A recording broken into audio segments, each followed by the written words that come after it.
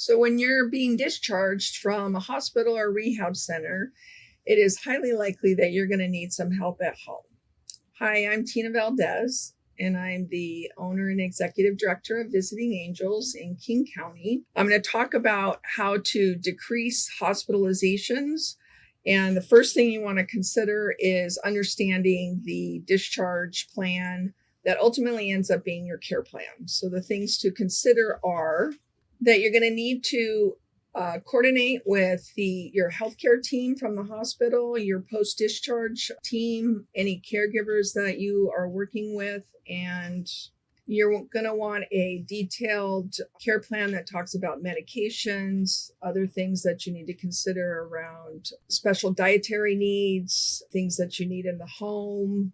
All of this is considered in your discharge plan that you get from the hospital. So you're going to need to get a detailed understanding of what your follow-up appointments are going to need to be, and who's going to take you to those appointments if you need help going to those appointments. One of the things that the discharge plan will share with you is what are the symptoms to look for in terms of if you need to call and follow up with anybody about those symptoms. As part of your discharge plan, you're going to want to understand how much help you're going to need. Are you going to be able to bathe yourself, dress yourself? Will you need help moving around for some period of time, transferring from maybe your bed to a chair, or if you are using a wheelchair or a walker post discharge. So that's all part of the discharge plan, and then goes into your post-discharge care plan. The discharge plan is going to talk about other services that you need. So you may need help from home health, a visiting nurse, physical therapy, occupational therapy, depending on what is the need and what your surgery is for. The second thing to consider is home evaluation. And the home evaluation really looks at the safety and preparedness of your home. So is your home safe? Do you have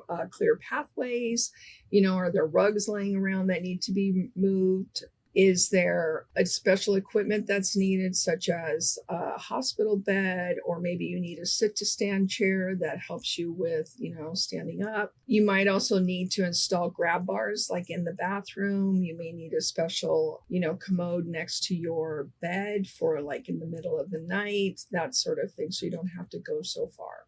We always want to make sure that there's good lighting in the hallways and pathways that you're walking in. So that's another thing to consider. We don't really think about that sometimes, but it's really important to be able to see where you're going. Additional things to consider that you might need in the home is oxygen. You might need special medications that need to be prescriptions that come with the discharge plan.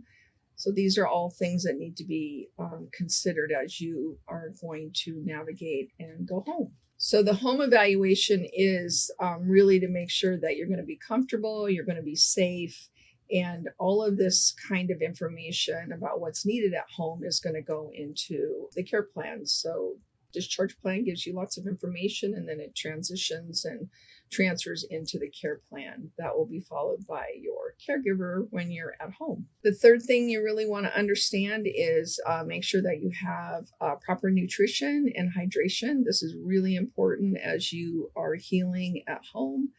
And you're going to want to understand if there's a special diet that you need to follow, and that any of your caregivers are able to assist you in following that special diet. The fourth thing that you are going to want to think about is any medications that you have to take, and that you take those medications on a timely basis, that you have them organized and it's clear for the person who's helping you or that's giving you care to follow. So for example, if you were needed to take a pain medicine every 4 hours, well, you wouldn't want that to lapse, because once pain medication lapses, it's really hard to get things back on track. So this is a really important aspect of your healing at home and being at home, is to make sure that medication is organized.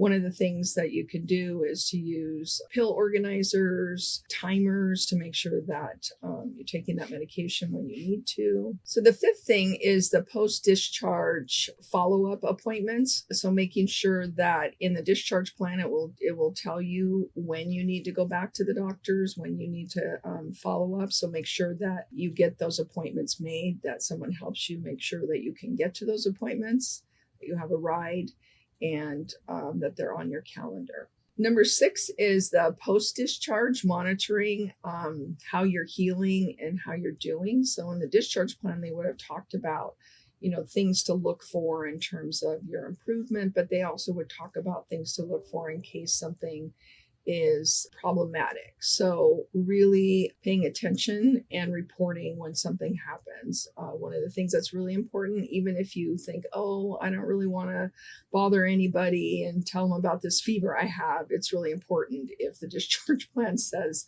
or even if the discharge plan doesn't say it, if there's something unusual happening, give a call and make sure that you're following up so professionals can make that decision as to whether it's a problem or it's not. So the 7th and last thing to consider is that you need to have help. And what kind of help do you need? Is it something where you need help 24/7?